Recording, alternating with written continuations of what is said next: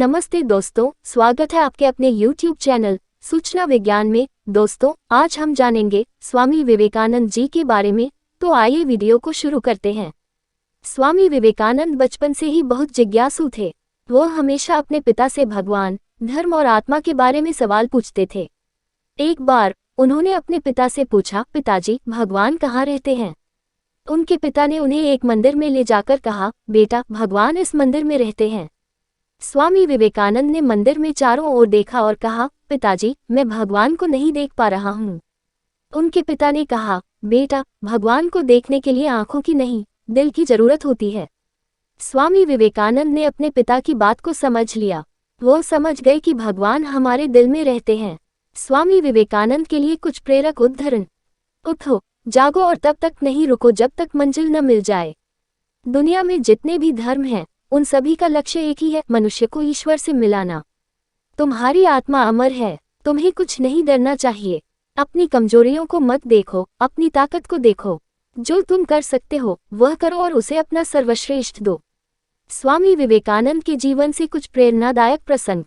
Chicago धर्म सम्मेलन में स्वामी विवेकानंद ने हिंदू धर्म का प्रतिनिधित्व किया और अपने भाषण से पूरी दुनिया को प्रभावित किया। उन्होंने रामकृष्ण मिशन की स्थापना की, जो एक धार्मिक और सामाजिक संगठन है जो दुनिया भर में सेवा कार्य करता है। उन्होंने वेदांत दर्शन को दुनिया के सामने रखा और लोगों को आध्यात्मिकता का मार्ग दिखाया। स्वामी विवेकानंद एक महान भारतीय हिंदू सन्यासी, दार्शनिक और समाज सुधारक थे। वो रामकृष्ण परमहंस के सबसे प्रसिद्ध शिष्यों में से एक थे, जिन्हें वह अपना गुरु मानते थे। विवेकानंद ने हिंदू धर्म के वैश्विक प्रसार में महत्वपूर्ण भूमिका निभाई और उन्हें आधुनिक युग के सबसे महान आध्यात्मिक नेताओं में से एक माना जाता है।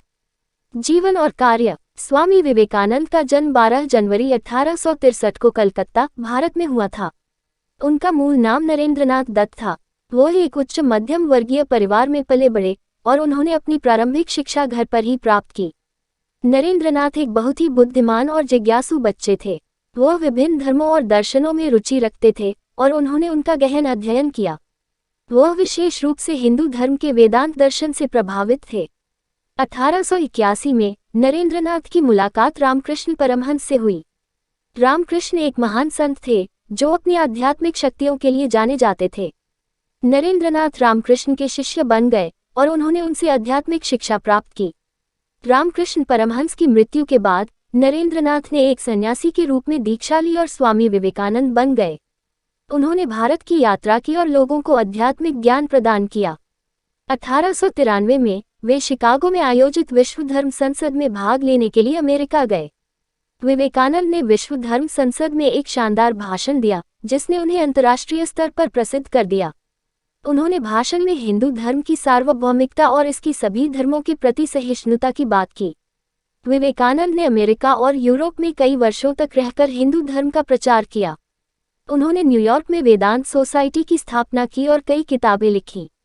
विवेकानंद ने भारत में भी कई सामाजिक सुधार कार्य किए। उन्होंने रामकृष्ण मिशन की स्थापना की, जो एक धार्मिक और सामाजिक सेवा संगठन है। रामकृष्ण मिशन भारत में कई स्कूल, अस्पताल और अन्य सामाजिक सेवा केंद्र चलाता है। स्वामी विवेकानंद एक महान आध्यात्मिक नेता और समाज सुधारक थे। उन्होंने हिंदू धर्म के वैश्विक प्रसार में महत्वपूर्ण भूमिका निभाई और उन्होंने भारत में कई सामाजिक सुधार कार्य किए। विवेकानंद के विचार आज भी प्रासंगिक हैं और वह दुनिया भर के लोगों को प्रेरित करते हैं। स्वामी विवेकानंद भारत के महान संत और विचारक थे। उनके जीवन और शिक्षाएं आज भी हमें प्रेरित करती हैं। इस तरह की वीडियो और देखने के लिए पेज को फॉलो करें, चैनल को सब्सक्राइब करना ना भूलें।